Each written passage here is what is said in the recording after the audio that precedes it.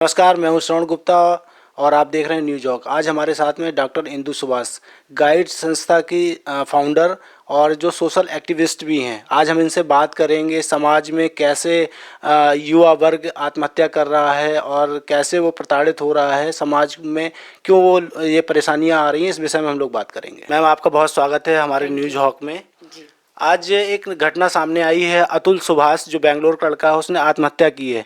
थोड़ा सा हमें इस बारे में बताइए, ऐसा क्यों हुआ और ऐसा क्यों हो रहा है। मैं ये देख रही हूँ कि कितनी लेट नाइट आज आप आए हैं इस चीज़ को पूछने के लिए, और आपने बताया कि आप पूरे दिन व्यस्त रहे लोगों को रिकॉर्ड करने में, क्योंकि पूरे ऐसा लगता है कि सब हर व्यक्ति हिल गया है जैसे इस घटना से।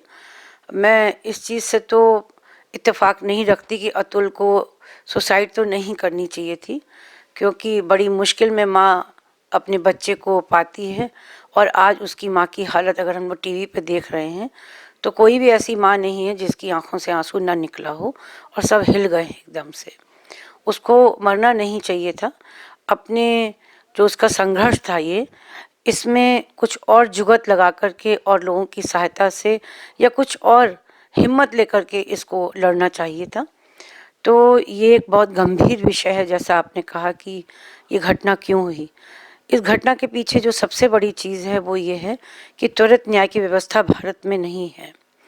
और जो हमारा पारिवारिक न्यायालय है, एक्चुअली वो कुटुंब न्यायालय है, जिसकी स्थापना 1984 में हुई थी, इस संकल्पना के साथ कि कुटुंब न्यायालय में जो भी वाद आएंगे उसमें सुलह पर जोर दिया जाएगा और त्वरित कार्यवाही करके पारिवारिक चूँकि मामला होता है और पूरे विश्व में भारत अपनी पारिवारिक जो संस्था है उसके कारण प्रसिद्ध है, तो ये टूटने ना पाए, इसीलिए कुटुंब न्यायालयों की स्थापना हुई थी, जहाँ पर वकीलों का इतना जोर ना हो और जहाँ पर मीडिएशन या मध्यस्थता को लेकर के जो जितने भी पारिवारिक विवाद हैं आपसी पति पत्नी के, उनको सुलह के माध्यम से समाप्त कर दिया जाए।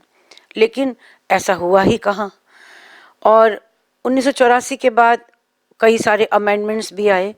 एक 2005 का था 19 जुलाई का, सुशील शर्मा वर्सेस भारत संघ का। ये सुप्रीम कोर्ट का निर्णय था, रिट पिटीशन नंबर 141, जिसमें उन्होंने ये कहा कि जितने भी परिवार जो कानून हैं जो स्त्रियों की सुरक्षा में बने हैं, जिसमें 498A यानी दहेज के लिए प्रताड़ित करने वाला मुकदमा या अन्य जो मुकदमे हैं जो महिलाओं की सुरक्षा में बने हैं, उनकी मॉडेस्टी के लिए, उनकी डिग्निटी की रक्षा के लिए, उसका कतिपय महिलाओं ने अपने दुष्ट इरादों को परिपूर्ण करने के लिए और परिवार संस्था को तोड़ने के इरादे से इन कानूनों का दुरुपयोग किया है, और इतना भरसक दुरुपयोग किया कि यह आज परिवारों में कानूनी आतंकवाद के नाम से जाना जाता है या व्याप्त हो गया है, जिसमें बच्चे सिसक रहे हैं, बड़े बूढ़े रो रहे हैं और परिवार टूट रहे हैं।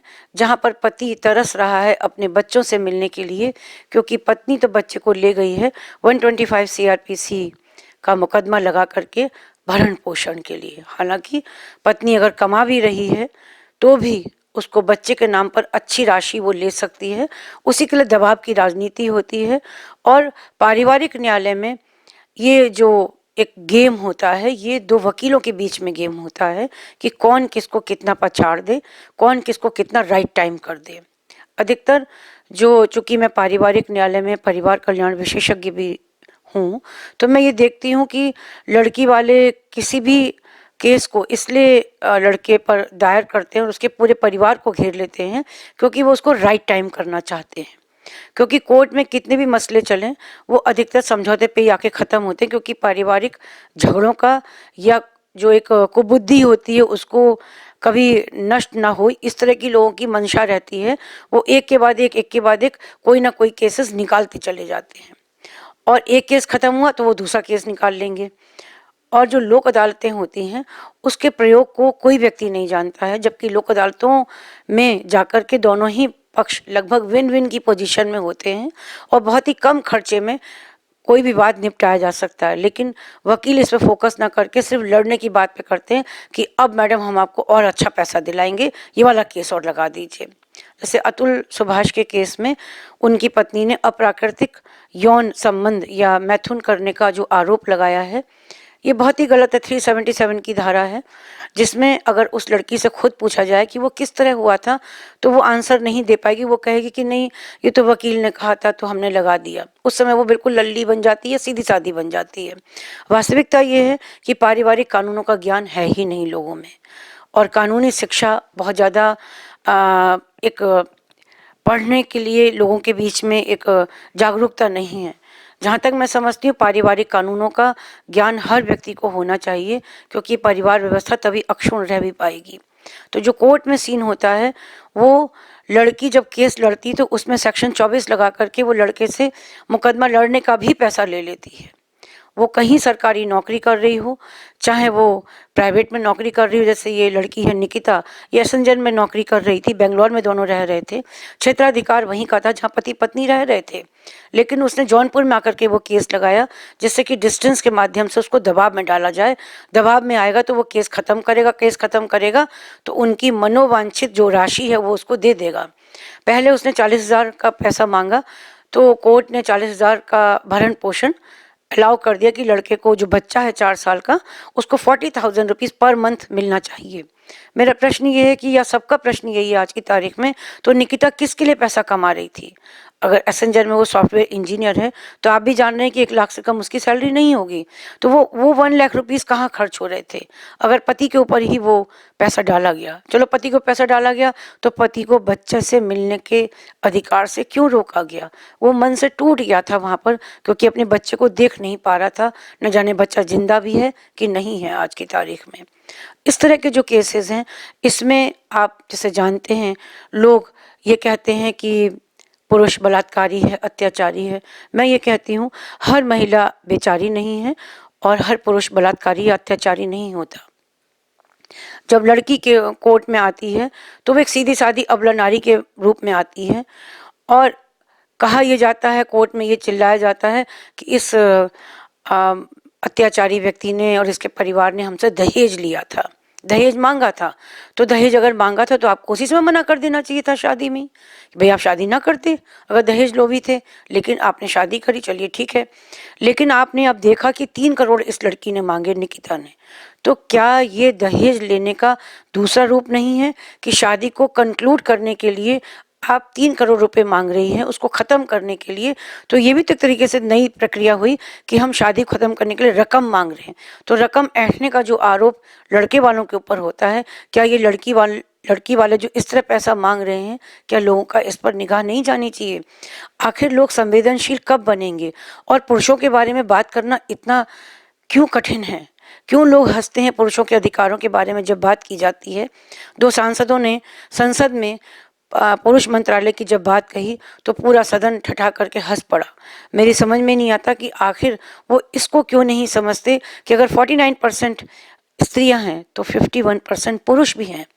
इनकम टैक्स पे ही जो 87% जो पुरुष दे रहा है, क्या उसको जीने का हक नहीं है सम्मान के साथ, एक उस अधिकार के साथ कि उसको भी अपनी पत्नी का प्यार, अपने बच्चे का प्यार, माता पिता को, जो लड़के के माता पिता होते हैं, उसको एक सुंदर सुनहरे परिवार में रहने का एक हक मिले, कर्तव्य मिले या अधिकार मिले उनको, कि उनको भी उस अच्छी जीवन अपना बुढ़ापे में जीने का हक मिले। आज की तारीख में जो माता पिता भरण पोषण अधिनियम 2007, जिसका कि अभी संशोधन हुआ, वो 2019 में आया, उसमें पुत्र वधू को भी माता पिता को भरण पोषण लेने का अधिकार दिया। लेकिन हम भी देख रहे हैं आज की तारीख में कि बुजुर्ग बहुत ज़्यादा प्रताड़ित हैं घरेलू हिंसा से, जिसमें वो सबसे ज़्यादा पुत्र वधुओं के अत्याचारों से, उनकी मौखिक हिंसा से, उनका भाषा का जो अनुशासन नहीं है उसके कारण वो आहत हो जाते हैं और धीमे धीमे वो मौन हो जाते हैं और डेड आइसोलेशन में उनकी ज़िंदगी चली जाती है, जहाँ पर वो निष्क्रिय होकर के एक ही कमरे में सिमट जाते हैं और वो धीमे धीमे ख़त्म हो जाते हैं, चाहे वो कितने ही उच्च पद से रिटायर हुए हों। तो जो ये घटना हुई है 9 दिसंबर को, आज आग की तरह फैल गई है। इसके बारे में आप समझ ही गए हैं कि पारिवारिक न्यायालय आज एक ऐसी जगह बन गई है जहाँ पर लड़की खुल करके पैसा मांगती है, और जब कोर्ट में आती हैं तो मैं कोर्ट में खुद नज़ारा देखती हूँ कि कोर्ट इतने ज़्यादा भरे रहते हैं लड़कियों के केसेस से, जहाँ पे लड़कियाँ फ्रिक्वेंटली आती, मैं खुद कहती हूँ कि बेटा क्या अच्छा लगता है कि आप कोर्ट में आके इस तरह बात कर रही हैं, क्या आप अपने साथ घर में बैठ कर के बात नहीं कर सकती? तो जब हम परिवार कल्याण विशेषज्ञ के रूप में काउंसलिंग करते हैं तो यकीन जानिए उसका फ़र्क आता है, क्योंकि लड़की खुद ये कहती कि इस तरह तो हमसे किसी ने नहीं समझाया।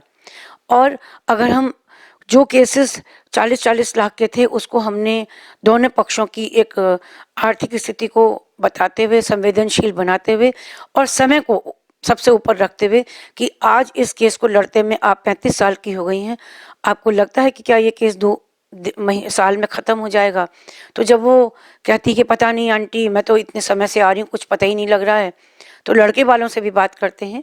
एक जगह प्यार से बैठा करके, जो कक्ष बने हुए हैं हमारे परामर्श कक्ष, वहाँ बैठा के जब बात करते हैं तो 5 से 6 काउंसलिंग में वो केस लगभग ख़त्म होने पे आ जाता है। इस तरह की करीब 1100 फाइलें मैंने रिसेंटली ख़त्म की हैं, जहाँ पर लोग या तो तलाक हुआ है या साथ साथ जाने को तैयार हो गए। तो जो तलाक होने की भी बात आती है तो जो उसमें एक मुश्त राशि बनती है, उसमें लड़की का सामान, लड़के का सामान लड़के को और लड़की का सामान लड़के को, इस तरीके से करके प्यार से उसको विदा करते हैं।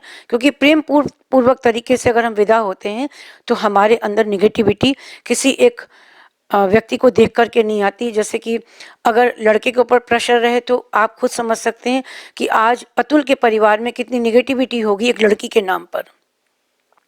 और जैसा कि अभी शाम होते होते हमने देखा कि 4 लोगों के ऊपर एफआईआर हुई है, जिसमें निकिता और उसके परिवार के लोग हैं, तो वहाँ निगेटिविटी आई लड़के को लेकर के। तो जो ये लैंगिक समानता की बातें जब हम कर रहे हैं, वहाँ पर इस तरह का आक्रोश, इस तरह की लड़ाई, इस तरह का झगड़े का भाव, घृणा का भाव, ये अगर परिवारों के बीच में आ रहा है, ये समाज में व्याप्त होगा और हमारे राष्ट्र को हानि होगी इस जी, चीज़। अतुल सुभाष के केस में उसने अपनी टी शर्ट पे लिखा जस्टिस इज ड्यू। उसने ऐसा क्यों लिखा, और लोग पुलिस के पास जाने से क्यों घबराते हैं और क्यों नहीं जाते हैं, थोड़ा सा इस बारे में बताइए। अतुल सुभाष ने जो टी शर्ट पे लिखा जस्टिस इज ड्यू, क्योंकि अभी उसको न्याय मिला ही कहाँ, और बहुत दुख भरी उसने अपनी बातें लिखी हैं।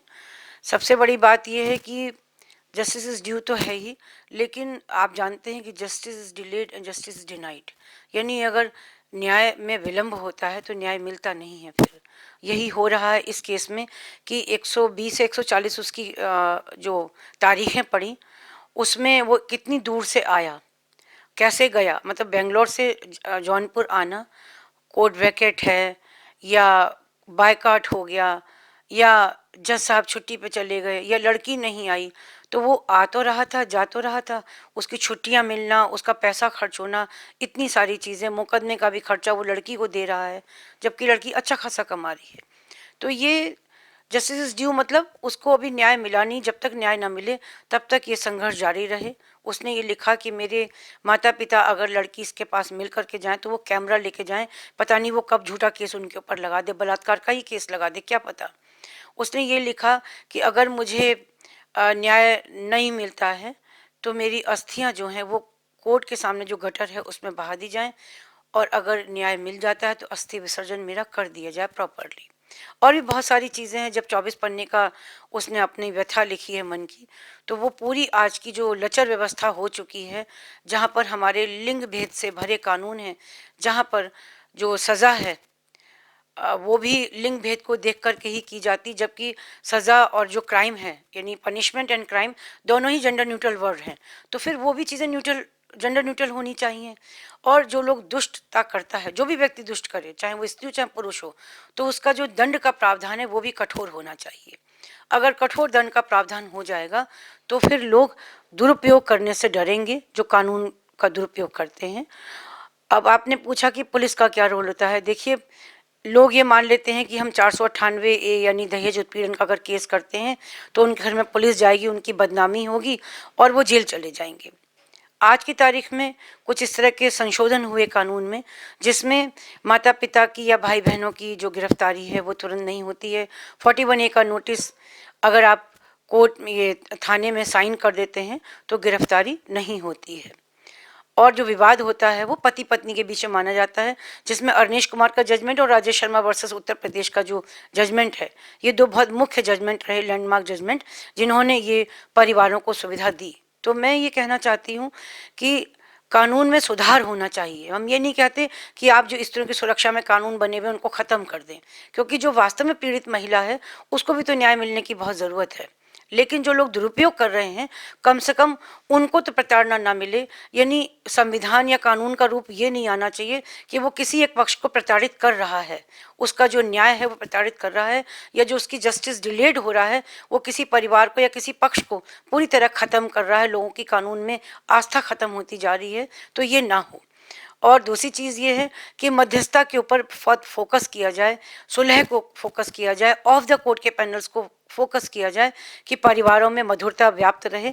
इसके लिए ऑफ द कोर्ट के पैनल हों। पुलिस का रोल एक हद तक ही हो। पुलिस उसमें ये एक एफआईआर होना, फिर चार्जशीट बनाना, फिर किसका नाम हटाना है, किसका नाम रखना है, इसके नाम पर बहुत एक्सटॉर्शन होता है। भावों का भी, लोगों का जो दुख होता है वो भी बढ़ते हैं, साथ साथ पैसे का भी एक्सटॉर्शन होता है। हमारे अखबार, हमारी न्यूज़ चैनल्स जो खबरें होती हैं वो इन सबसे भरी हुई हैं, मुझे अलग से बताने की ज़रूरत नहीं है।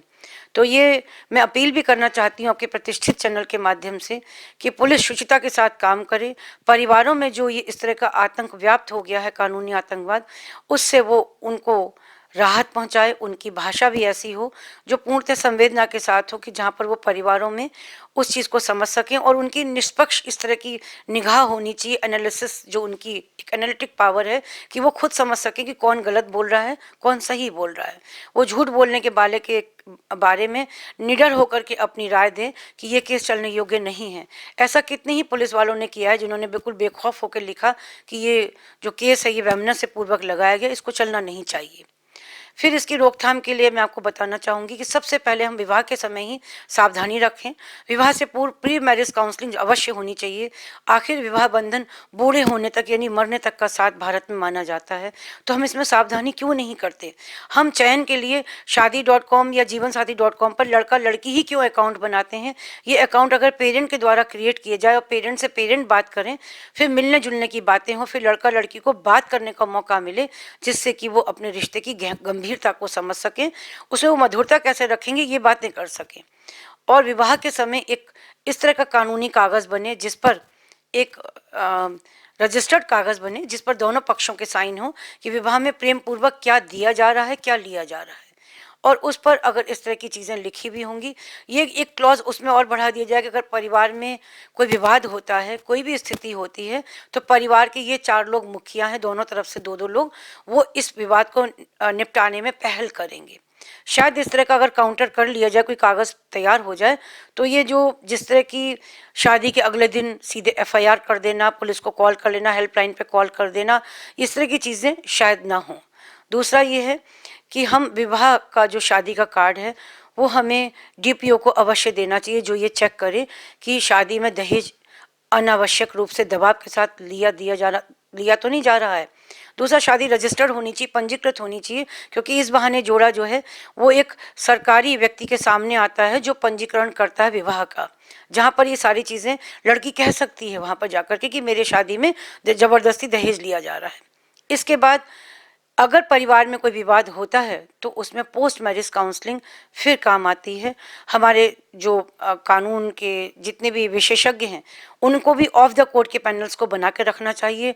कोर्ट में भी मीडिएशन पर ज़्यादा फोकस होना चाहिए, क्योंकि अंत में भी जब केसेस चलते हैं 10-10 साल बाद भी, तब भी वो समझौते पे आके ख़त्म होते हैं। तो क्यों ना वो शुरू से ही समझौते की प्रक्रिया को सरल से लेकर के कठिन तक बना दे, जिससे कि रिग्रेसली वहाँ पर जो साक्ष्य हैं उनको कसा जाए कि सच है कि झूठ है, और वहीं पर ही अपनी रिपोर्ट लगा करके जब वो माननीय न्यायालय के सामने प्रस्तुत करेंगे तो इससे कई फायदे होंगे। एक तो पेंडेंसी ऑफ केसेस जो 5 करोड़ आज की तारीख में पारिवारिक न्यायालयों और दूसरे न्यायालयों के ऊपर है, उसमें थोड़ी कोताही होगी। इस तरह की फाइलें नहीं बढ़ेंगी, अनावश्यक फाइलों का दबाव, जितना खर्चा होता है न्यायालय का वो बचेगा। तो ये सारी चीज़ें हैं जो हम रोकथाम कर सकते हैं, क्योंकि आज हर व्यक्ति को ये समझना पड़ेगा, आज अतुल की बारी थी, उसके परिवार की बारी थी, कल आपकी बारी भी हो सकती है। तो हमें कंधे उचका करके नहीं निकलना है कि ये चीज़ें हमें क्या मतलब इस चीज़ से। जो पुरुषों की प्रताड़ना की बात है, ये केसेस बढ़ रहे हैं। देखिए, संविधान में जो हमारा अनुच्छेद है 21, वो समानता की बात करता है कि हम भारत के लोग समान हैं। लेकिन ये समानता तब कहाँ होती है जब ये जिस तरह के हमारे लिंग भेद से भरे जितने कानून हैं, जेंडर न्यूट्रल नहीं, जेंडर बायस्ड कानून है। आप ये देखिए, विदेशों में समान दंड की व्यवस्था है, लेकिन भारत में ऐसा नहीं है। लड़की कितना ही एक झूठे केसेस लगा देती है, जब उसके केसेस झूठे पाए जाते हैं तो कोर्ट इसको वार्निंग देकर छोड़ देता है या 500 रुपये का जुर्माना करके छोड़ देगा। तो ये गलत है। इस तरीके से क्या है कि उनका उत्साह, एक शादी खत्म, दूसरी शादी, तीसरी शादी, 4 शादी। आपने देखा लुटेरी दुल्हन के कितने सारे केसेस देखे। अभी आपने बताया कि लड़की फरार हो गई, 2 बच्चों की माँ। तो जो लड़कियों के मन में जो एक भाव आया है औरतों के मन में कि कोई फ़र्क नहीं पड़ता, 5-5 शादियां कर लो, मकान हो जाएंगे, पैसा हो जाएगा। और दुख की बस बात का है कि उसमें उनके माता पिता भी हाथ देते हैं, साथ देते हैं। ये अक्सर ये देखा जाता है कि पति पत्नी दोनों नौकरी कर रहे हैं आज की तारीख में, धन को कमाने के लिए दोनों साथ में लगे हुए हैं। अगर आप पति से पूछेंगे कि सर आपके जो सर्विस बुक है उसमें नॉमिनी कौन है, तो बड़े मुस्कुराते वो उत्तर देते हैं कि मेरी पत्नी है उसकी। पत्नी से पूछिए कि कौन है, क्या ज़रूरत है, क्यों पूछ रही हैं आप, मेरे तो मेरी माँ है, मेरे पिता हैं। आप अक्सर आप क्वेश्चन पूछ के देखिएगा, आपको कितने सारे केसेस में ये आंसर मिलेगा। और या फिर अगर बच्चा हो जाता है तो पत्नी बच्चे को ही नॉमिनी बनाती है या माता पिता ही उसके नॉमिनी चलते रहते हैं। ये भी एक बहुत बड़ा प्रश्न है कि आखिर एक दूसरे में, जैसे ये तेरा मेरा नहीं बल्कि ये हमारा है, ये भाव बच्चों लड़कियों के बीच में या पति पत्नी के बीच में ज़रूर रहना चाहिए। और दूसरा, जैसा मैंने कहा कि समान न्याय की व्यवस्था, समान दंड की व्यवस्था भारत में कठोरता से लागू होनी चाहिए। हमारी संस्था, जैसा आपने पूछा क्या कर रहे हैं, तो हमने जो प्रयास किया है वो युवाओं को जागृत करने का, संवेदनशील बनाने का, कि समाज में जो समस्याएं हैं, करंट समस्याएं हैं, उसके प्रति वो जागरूक हों, संवेदनशील हों, और बुजुर्गों के सम्मान के प्रति वो जागरूक रहें, लड़के और लड़कियां।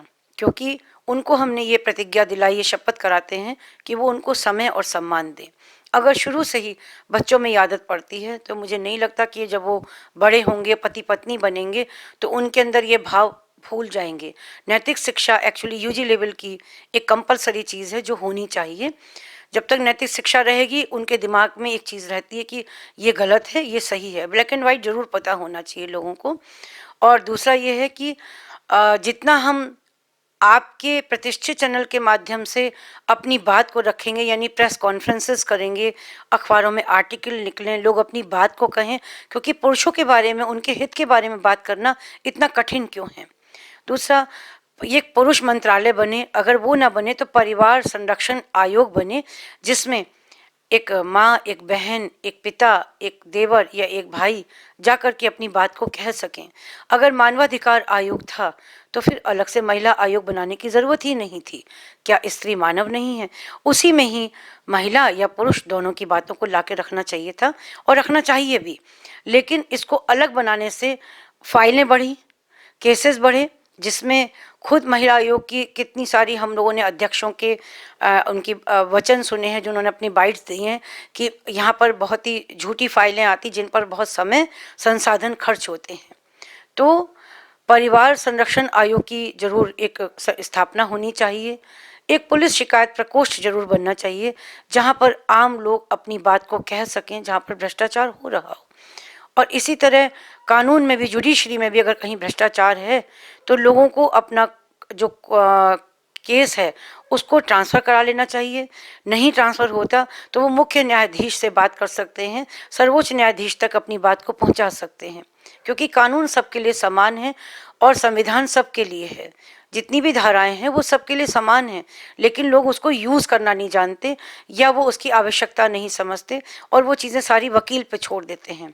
तो आपके प्रतिष्ठित चैनल के माध्यम से मैं ज़रूर ये अपील करना चाहूँगी कि लोगों को कानून का ज्ञान इतना ज़रूर होना चाहिए कि जो उनकी ज़िंदगी में बहुत ज़रूरत है, और उसको वो ज़रूर जानें और अपनी सुरक्षा स्वयं करें, क्योंकि जो अपनी सुरक्षा स्वयं करते हैं वही व्यक्ति जागरूक भी रहते हैं और बचे भी रहते हैं। तो ये जितना भी ये घटना हुई है अतुल सुभाष की, आगे ऐसी घटनाएं ना हो।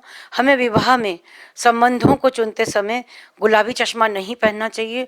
अगर किसी भी रिश्ते में हमें दिखता है कि रिश्ता कहीं पर गड़बड़ है, परिवार में कोई खोट है, या भाषा का अनुशासन नहीं दिख रहा, या कुछ परिवार लालची दिख रहे हैं, तो उस रिश्ते को शादी वाले दिन तक तोड़ने में कोई दिक्कत नहीं, क्योंकि इससे लड़का या लड़की का भविष्य बच जाएगा। विवाह बहुत सादगीपूर्ण तरीके से होना चाहिए, क्योंकि बहुत ही पर्सनल मैटर है और सप्तपदी इसमें सबसे ऊपर होती है। उसको करें और उसके साथ एक दिन में ही शादी करें, जिसमें बिजली का, पटाखों का, इन सब का जो अनावश्यक खर्चा है वो बचे। लड़के और लड़कियां अनावश्यक कपड़ों पर, गहनों पर बहुत खर्च ना करें। कोशिश करनी चाहिए कि लड़की को दहेज ना दे करके उसको single one time premium policy उसको पिता एक अपने उपहार के रूप में, उत्तराधिकार के रूप में उसके नाम करे, जिसका नॉमिनी लड़की का ही पिता हो, जिससे कि उस पैसे पर अगर मान लीजिए किसी कारणवश शादी नहीं चलती है तो वो पैसा जो पिता ने इतनी मेहनत से कमाया था वो बचा रहेगा, और लड़के वाले भी बचे रहेंगे, क्योंकि उनके ऊपर कोई एलिगेशन नहीं आएगा कि उन्होंने कोई पैसा लिया। तो ये अगर छोटी छोटी सावधानियां रखी जाएं, क्योंकि विवाह आत्मा का मिलन होता है और परिवार से परिवार की शादी भारत में होती है, न कि लड़का लड़की की। तो परिवार से मिलन के लिए आपस में परिवार बैठ करके वर वधू का चयन करें। अगर उन लोगों की लव मैरिज है तब भी बैठ करके परिवार से परिवार मिल करके कुछ बातें तय करें। अपने घर का अनुशासन व्यवस्थाओं को बताने में कहीं भी दिक्कत ना करें। साथ साथ मेरा सास ससुर जो कि दोनों पक्षों के माता पिता होते हैं, उनके लिए संदेश है कि वो स्पेस क्रिएट करें। पति पत्नी की ज़िंदगी में अनावश्यक दखल ना दें, उनको अपनी ज़िंदगी अच्छे तरीके से जीने दें, प्यार से जीने दें। गलतियाँ भी करते हैं तो कोई दिक्कत की बात नहीं, गलती करके सीखेंगे। थोड़ा मौन हो करके, उनकी बातों पे हंस करके, उनके घर के कामों को निपटा करके, खुद निपटा करके अगर वो पहल करेंगे तो परिवारों में प्यार बना रहेगा। और यही अपेक्षा मेरी जो बहुएं हैं उनसे है कि अगर वो हॉस्टल जाती हैं तो हॉस्टल के नियमों का पालन करती हैं, वर्क प्लेस पे जाती हैं तो ऑफिस के नियमों का पालन करती हैं, तो जब वो ससुराल जाती हैं तो वहाँ के नियमों का थोड़ा थोड़ा पालन कर लेंगी तो प्यार बना रहेगा, चलता रहेगा। पति के लिए मेरा संदेश है कि वो पत्नी के साथ, क्योंकि उसी को अपने घर की व्यवस्थाओं के बारे में अपनी पत्नी को बताना होता है, सबसे केमिस्ट्री बैठानी होती है, तो पत्नी की ढाल बन करके वो पत्नी के साथ खड़ा रहे, व्यवस्थाएं बनाए, उनको समझाए और सबके बीच में केमिस्ट्री लाए, कुछ इस तरह की घटनाएं क्रिएट करे जिससे कि सब में प्यार और विश्वास बढ़ जाए। किचन एक जेंडर न्यूट्रल प्लेस है जहाँ पर पति पत्नी मिल करके, यानी सब लोग मिलकर के खाना बना सकते हैं, परस सकते हैं और प्यार से खा सकते हैं। छोटी छोटी बातें अगर की जाएंगी तो मुझे लगता है कि इस तरह की घटनाएं हम बचा सकते हैं। भगवान से प्रार्थना कर सकते हैं कि ये चीज़ें अब ना हो। इतना आप आत्मबल रहे हमारे अंदर कि हम टूटने ना पाएँ। बहुत सारी घटनाएं होती हैं लेकिन व्यक्ति को टूटना नहीं चाहिए। उस माँ से पूछो जिसका कि आज अतुल चला गया है, वो माँ उस अतुल को कहाँ से लाए, तो आगे किसी अतुल का बलि ना दी जाए, ना बलि इस तरह का हो कि वो खुद को ख़त्म कर रहा है। तो मेरा बेटों से संदेश है, लड़कों से संदेश है कि अपने मन को बिल्कुल कमज़ोर मत करिएगा। इस घटना से आपको ये एक सीख लेनी है कि आपको जो अन्याय हो रहा है उसके खिलाफ डट कर के खड़े होना है, ना कि हार मान करके आत्महत्या कर लेनी है, क्योंकि ये अपने आप में ऑफेंस है और इसे ना करें, क्योंकि इस तरह की घटनाएं मन को तोड़ती हैं, मन को दुखी करती हैं। और जो नीति निर्माण करने वाले लोग हैं इस घटना को संज्ञान में लें, कानूनों में संशोधन करें और भारत में वो प्रेम, संस्कार और परिवार की व्यवस्था को अक्षुण्ण रहने में अपनी सहायता दें। आज कानून की नज़र में स्त्री का रूप क्या है और सबसे ज़्यादा सुरक्षा की ज़रूरत किसको है, महिलाओं को या पुरुषों को? थोड़ा सा इस बारे में बताइए। प्रश्न है आपका कि आज कानून की निगाह में स्त्री कितनी मतलब किस रूप में है और सुरक्षा की ज़रूरत किस पक्ष को है। देखिए, स्त्री का तो एक ही रूप है, वो है एक नारी है वो, और विवाह से पूर्व वो एक कन्या होती जिसको कि दुनिया लोग पूजती है, और वही कन्या जब बड़ी होती है तो बहू बन जाती है और फिर माँ बन जाती है, वो एक बहन के रूप में भी होती है। लेकिन आज के जो ये कानून हैं जो स्त्रियों की सुरक्षा का दावा करते हैं, उसमें जो अमूमन पाया गया, बराबर देखा गया, और जितने सारे उदाहरण हैं उसमें आप देख रहे हैं कि प्रतिपादित भी हो रहा है कि आज पुलिस या कानून की निगाह में स्त्री वही प्रताड़ित मानी जा रही है जो पत्नी या बहू है। अगर ननद या सास है तो उसको पहले से ही वो निगेटिव होकर के देखने लगते हैं कि हाँ ये तो अत्याचारी है, इसने ज़रूर इस मासूम औरत पे अत्याचार किया होगा। और इसी चीज़ का फ़ायदा लेकर के जो बहू या पत्नी है वो कोर्ट में खुल करके झूठ बोलती है, थाने में झूठ बोलती है। लेकिन जब चीज़ साक्ष्य पे आती है, जब गवाहों गायब हो जाते हैं और केस जो है बिना गवाही और बिना साक्ष्य के जो नहीं होते हैं, तो वो केस ख़त्म हो जाता है, यानी उसमें लड़की हार जाती है। लेकिन वो चीज़ें ना तो अखबारों में आती हैं और ना ही वो किसी के संज्ञान में आती हैं। लेकिन जब केस दायर होता है तो अखबारों में बड़ी सुर्खियों में होता है कि इस बुढ़िया सास ने इस तरीके से बहू को प्रताड़ित किया। तो जब पुलिस के पास जाते हैं तो बड़ी साधारण सी भाषा होती है, बताओ बेटा क्या हुआ, बाजार बताओ क्या हुआ। और अगर सास बोली कि भाई साहब, अरे चुप रहो बुढ़िया, बहुत ज़्यादा परेशान कर रखा है, और तुमसे लड़की हो, तुमसे बहू संभाली नहीं जाती पत्नी अपनी, लड़के से कहते हैं, मतलब पति से। तो इस तरह की जो भाषा होती है, कोर्ट में भी भाषा बहुत, कभी कभी जजेस या कोर्ट में वकील या अपोजिट पार्टी का वकील इस तरह की भाषा यूज़ करते हैं। जैसे कि अतुल के केस में था, उसने कहा कि इतने लोग आत्महत्या कर रहे हैं, तो उसने कहा तुम भी क्यों नहीं मर जाते हो। पत्नी ने कहा कोर्ट में, ये उसने लिखा है अपने सुसाइड नोट में कि तुम भी क्यों नहीं मर जाते हो। तो जो कोर्ट में जो सुरक्षा की बात है, जैसा आपने कहा कि औरत किस रूप में सुरक्षित है या किस रूप में जानी जाती है, तो मैं एक ननद के रूप में पूछती हूँ कि am I safe as a sister in law, am I safe as a mother in law. आपका आंसर नहीं आएगा। और हमने इस तरह के कितने ही रोड शोज़ किए, प्रोटेस्ट किए, प्रेस कॉन्फ्रेंसेस की। कुछ रोड शोज़ में हमने लड़कों को लड़कियों के कपड़े पहनाए कि I want to change my gender because India में पुरुष सेफ नहीं है, इस तरह के कानून है, जेंडर बायस्ड हैं।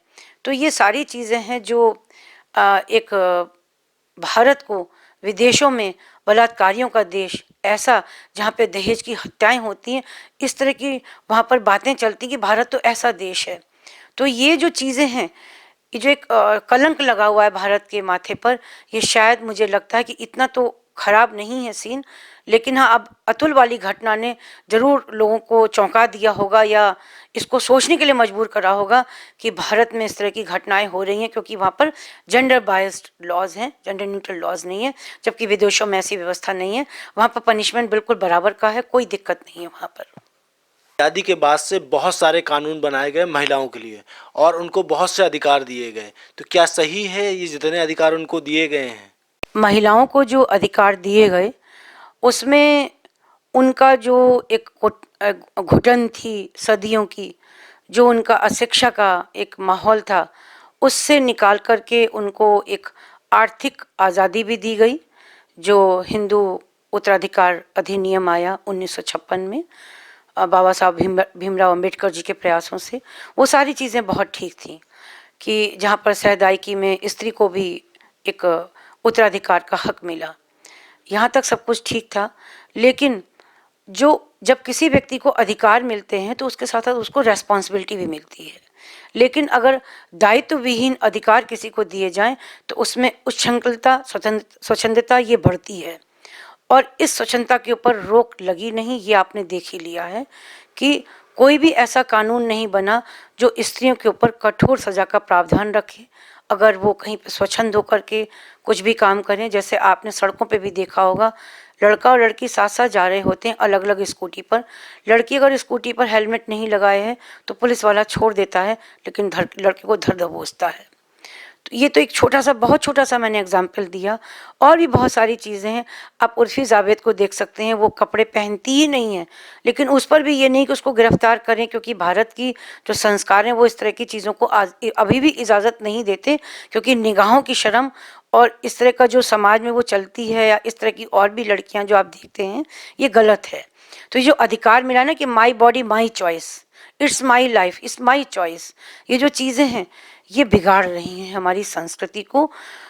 एक हद तक अगर हम ये कहें कि ऐसे लोगों में भी वो कुंठा पैदा करती हैं जो एक सीधी सादी एक लीक में जाकर के अपनी ज़िंदगी को ईमानदारी से लड़कियां निभा रही हैं, अपनी जिम्मेदारियों को भी।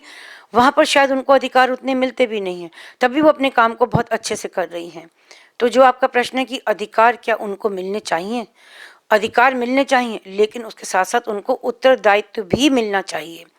इतनी सारी पढ़ाई करें लोग, आईआईटी पास आउट हों, अगर वो कपल अपनी ज़िंदगी के सुनहरे साल कोर्ट में ही तारीख पे तारीख में निकाल देता है, 12 साल, 15 साल, 20 साल निकल जाते हैं।